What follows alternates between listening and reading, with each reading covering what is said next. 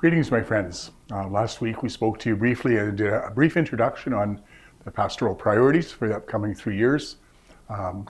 Formation for Eucharistic Worship, Formation for Confident Witnesses, and Formation for Service to Marriage and Families. And today we're going to start with the central essence of who we are as Catholics, the Eucharist and the Holy Mass.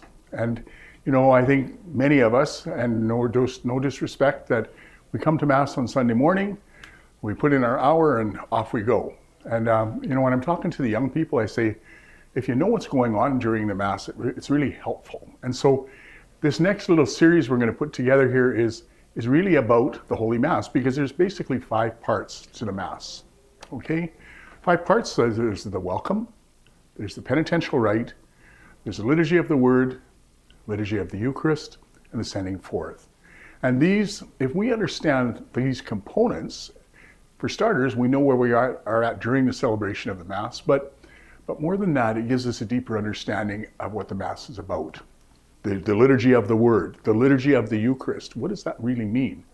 Well, when you talk about the Eucharist, the liturgy of the Eucharist is essential to kind of have a sense of. And so these coming weeks, we're going to discuss that just very briefly, with the idea that hopefully, what I can tell you is when I speak with the young people, the grade 2s about this, they and their parents generally come out learning a lot. And so bear with us. We're here to really start the steps of catechesis that help us to become more informed Catholics. And I say thank you for your time.